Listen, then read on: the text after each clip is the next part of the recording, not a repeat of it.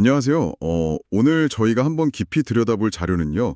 나츠메 소세키의 소설 풀베개의 한 구절, 그리고 여기에 대한 조덕근님의 아주 통찰력 있는 해석입니다. 네, 안녕하세요. 그래서 저희가 오늘 해볼 건 뭐냐면요. 이 소설에 나오는 기차라는 상징이 있잖아요. 네네.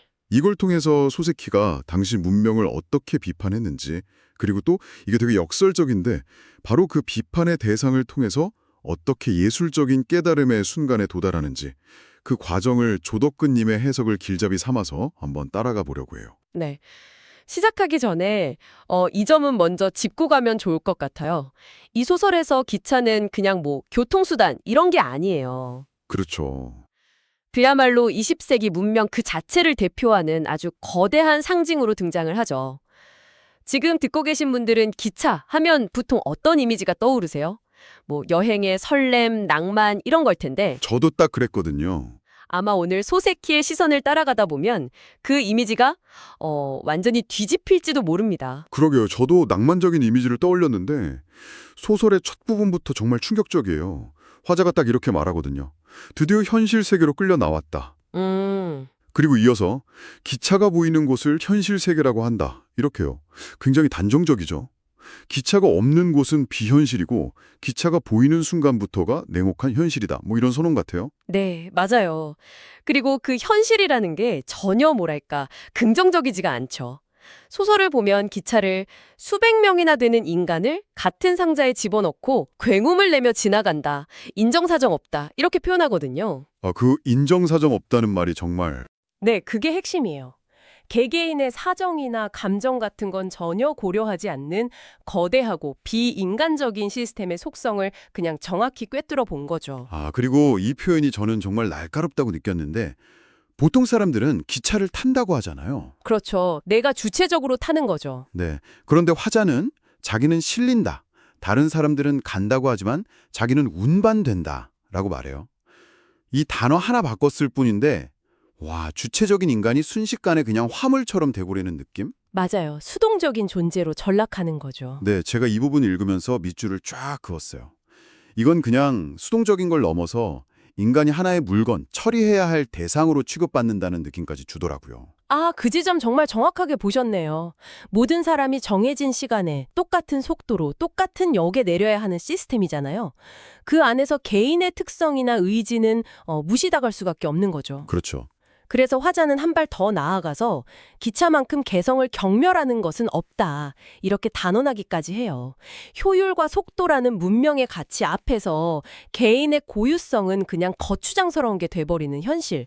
그걸 고발하는 겁니다. 근데 이 비판이요, 여기서 끝나지가 않고 되게 재밌는 비유로 넘어가잖아요. 그 호랑이 비유. 네, 아주 유명한 비유죠. 문명이 개인한테 몇 평의 지면을 주고 그 안에서는 마음대로 해라. 자유를 주는 척하지만 동시에 그 주변에 철책을 쳐서 한 발짝도 못 나가게 위협한다는 거.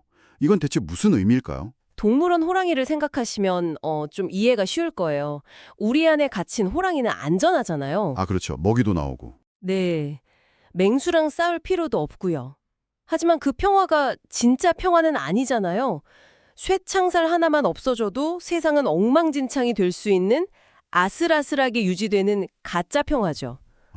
소세키는 문명이 우리에게 주는 자유와 평화의 본질이 바로 이렇다고 본 거예요. 정해진 규칙, 시스템이라는 보이지 않는 철책 안에서만 허용되는 아주 제한된 자유라는 거죠. 와, 그 비유를 들으니까 확 와닿네요, 이건. 약간 SNS 속의 삶 같기도 하고요. 우리 각자 프로필이라는 공간 안에서 자유롭게 개성을 표현하는 것 같지만 사실은 알고리즘이나 사회적 시선이라는 보이지 않는 철책에 갇혀서 그 밖으로는 못 나가는 거랑 비슷하달까요? 오, 정말 적절한 비유네요. 그 안에서의 안정감이 진짜 자유는 아니라는 거잖아요. 네, 바로 그 지점, 그 이중성을 소세키는 정확히 꿰뚫어 본 거죠. 겉으로는 개인의 발전을 장려하고 자유를 주는 척하지만 그 이면에는 획일화와 통제라는 폭력성이 숨어 있다는 걸요. 그래서 화자가 질주하는 기차를 보면서 외치는 거예요. 위험하다, 위험해! 라고요. 하긴 당시 일본은 부국강병 외치면서 발전이 최고라고 생각했을 텐데. 그렇죠. 모두가 그 속도를 찬양할 때 소세키는 혼자 그게 위험하다고 본 거죠. 그냥 빨리 달리는 게 왜 그렇게까지 위험하다고 했을까요? 기차가 앞을 내다보지 않고 분별 없이 그저 맹렬한 속도로만 달리기 때문이에요. 객차 안에 갇힌 개개인의 사정이나 개성에는 뭐 털끝만큼의 관심도 없이 질주하는 그 모습 자체가 바로 현대 문명의 위험한 표본이라고 본 것이죠. 아, 어디로 가는지도 모르고 그냥 빨리만 달리는. 네, 현대 문명의 폭주에 대한 아주 강력한 경고인 셈입니다. 그러니까요. 이렇게까지 문명을 비판하니까 그냥 자연으로 돌아가자 뭐 이런 식으로 끝날 것 같잖아요. 네, 보통은 그렇게 생각하기 쉽죠. 근데 전혀 정말 예상치 못한 방향으로 이야기가 확 틀어지죠. 바로 그 비판의 대상이었던 기차를 가장 중요한 예술적 성찰의 무대로 상황하거든요. 여기서부터가 진짜 이 이야기의 백미인 것 같아요. 맞아요. 예술적 통찰이 뭐랄까 폭발하는 순간이죠. 조두끈님의 해석에서도 이 장면을 굉장히 중요하게 보고 있고요. 네, 장면은 기차역 플랫폼이에요. 이별의 순간인데 그 차장이 문을 탁탁 닫는 소리가 들리고 그럴 때마다 이제 가는 사람이랑 보내는 사람의 세계가 딱 나뉘는 거죠. 눈에 선하게 그려지네요. 청년 규이치가 탄 기차가 덜커덕거리면서 움직이기 시작하고 창문들이 하나둘 스쳐 지나가요. 아주 전형적인 이별 장면처럼 보이는데 네. 바로 그때 마지막 3등 열차칸이 지나갈 때 예상치 못한 얼굴이 창밖으로 불쑥 나타나요.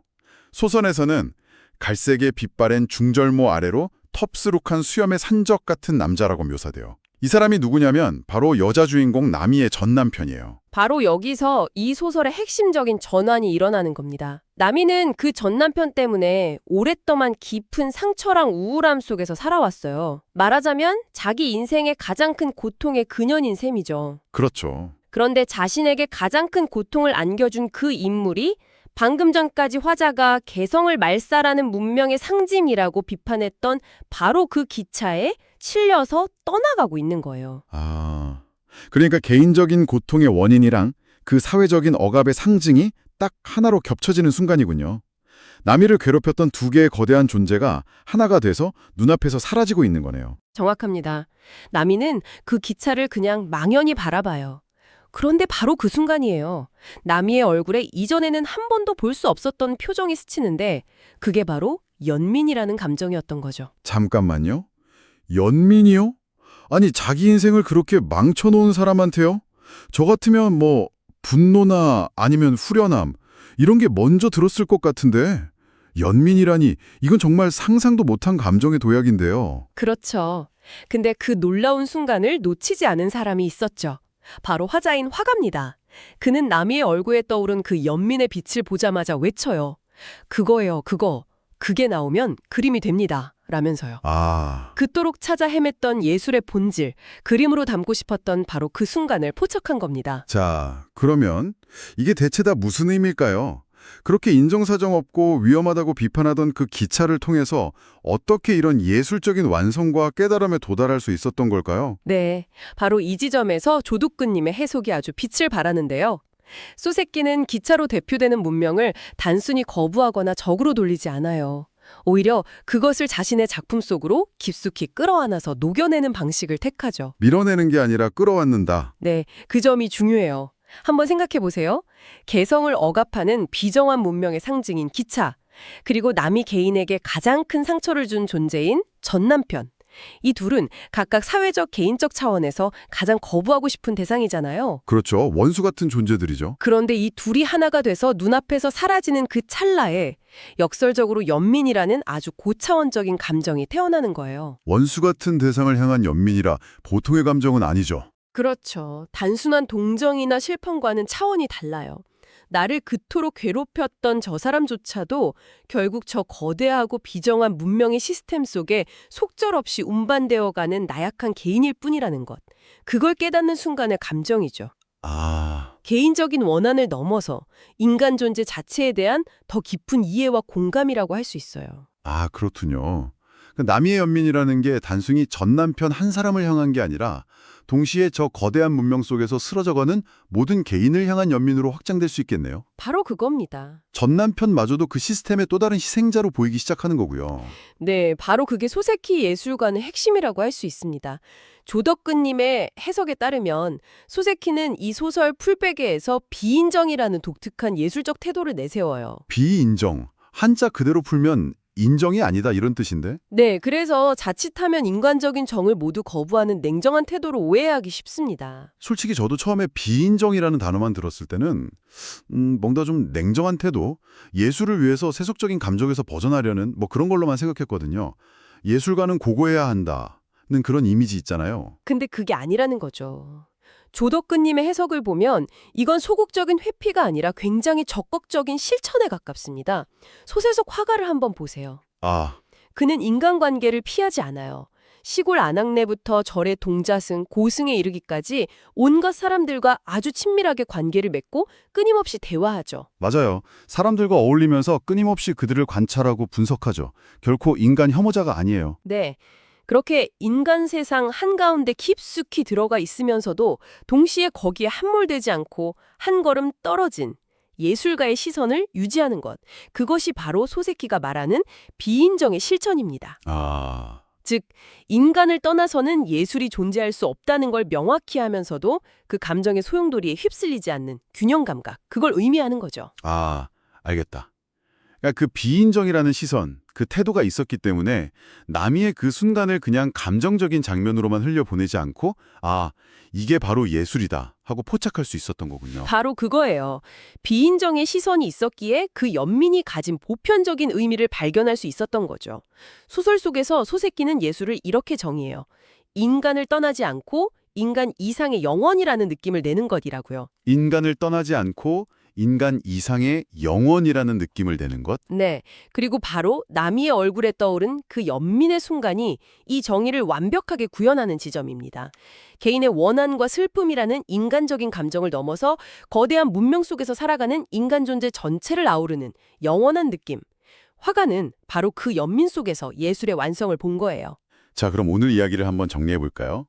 우리는 나스메 소세키가 기철하는 상징을 통해 현대 문명을 얼마나 날카롭게 비판했는지에서 시작했습니다.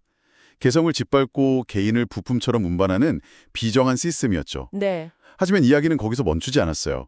조적근님의 해석을 따라가 보니 소세키는 그 비판의 대상을 외면하지 않고 작품 속으로 끌어안음으로써 가장 고통스러운 현실과 마주하는 순간에 연민이라는 깊은 감정과 예술적 깨달음에 도달하는 과정을 보여줬다는 걸 알 수 있었네요. 소세키가 우리에게 보여주는 건 명확해요. 진정한 예술은 고통스러운 현실에서 도망치는 게 아니라 그것을 정면으로 마주하고 그 속에서 더 깊고 보편적인 의미를 발견할 때 탄생한다는 사실이죠. 가장 비정한 문명의 상징 속에서 가장 인간적인 감정의 정수인 연민을 길어올린 것처럼 말이에요. 마지막으로 청취자분들께 이런 질문을 던지면서 마무리하고 싶어요. 소설 속 화자는 비인정, 그러니까 인간적인 감정의 소용돌이에서 한 걸음 떨어져 세상을 보려는 태도를 추구했잖아요. 그런데 역설적이게도 바로 그 태도가 가장 인간적인 감정인 연민을 발견하는 결정적인 계기가 되었어요. 우리의 삶에서도 혹시 그런 순간이 있지 않을까요? 때로는 어떤 문제나 관계에 너무 깊이 빠져서 허우적거릴 때 오히려 의식적으로 한 걸음 물러서서 거리를 둘 때 비로소 복잡하게 얽혀있던 상황의 본질이 보이고 타인에 대한 혹은 자기 자신에 대한 진정한 공감을 느낄 수 있게 되는 것은 아닐까요?